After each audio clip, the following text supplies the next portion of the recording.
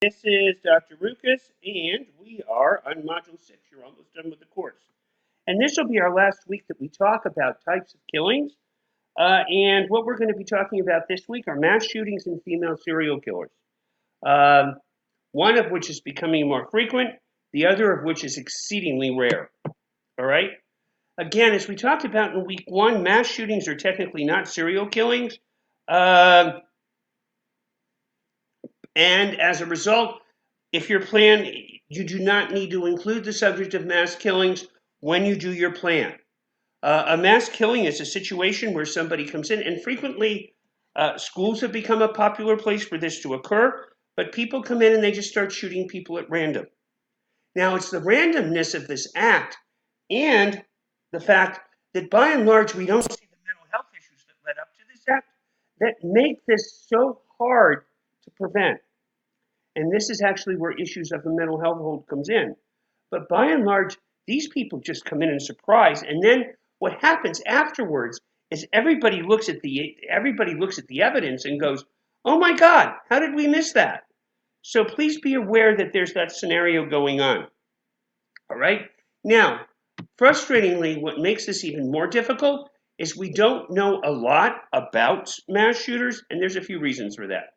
First of all, most mass shooters end up dying on site or committing suicide shortly thereafter. As a result, they're not around long enough for us to talk to them. And since we're not able to talk to them, we're not able to truly get their motivation. And I'm going to show you actually as part of your readings this week an example of what's left behind, because what's left behind doesn't tend to provide a very big explanation as to what transpired and why. Two things that we do know, though, about mass shootings is that these individuals often have issues with being loners, and many have been bullied earlier in life, which, by the way, adds fodder to anti-bullying campaigns because people that are bullied it's a variable that actually is very highly correlated with individuals who become serial killers. That said, just because an individual is bullied does not mean they're going to become a mass shooter or a serial killer. So please don't think that. That said, please listen to the anti-bullying message because it impacts people in a number of different ways. All right. So what we're going to do here for this week is the example of the mass shooter is going to be Sing-Hu Cho, and he is noted for killing 33 people at Virginia Tech. All right. And while there had been previously a few random shootings in school, it was Sing-Hu Cho who started the movement to create active shooter planning amongst colleges and universities and just about all institutions of learning. All right.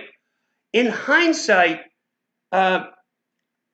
Sing-Hu Cho had actually been under mental health treatment a number of different times. Actually, at times had been placed under involuntary hold and was let go. As such, we looked at this, and again, this is similar to, as I said previously, we looked at this like we do many other serial killings and went, how in the world did we allow this to happen?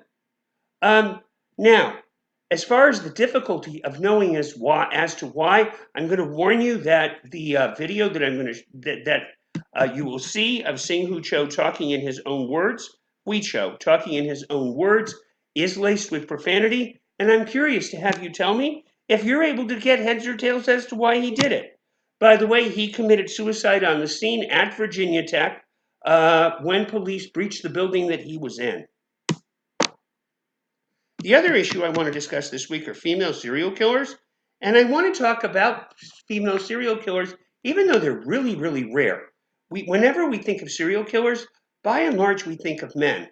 To a point where when I put this unit together, there were very few serial killers in the modern age where I could get you information on them. And there's a number of theories for that. But women are not as likely to act violently, is what some folks theorize. Even when they are serial killers, now the one we're going to look at this week actually did use firearms as part of her serial killing, but by and large, they're more apt to use other methods like poison or strangulation or some other means than firearms. All right?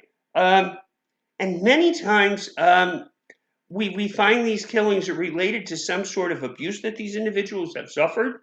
and it's an act of getting back and revenge toward that abuse. All right. Very rarely, by the way, in serial killing, do we see women killing women that are adults. Normally, it's women killing men.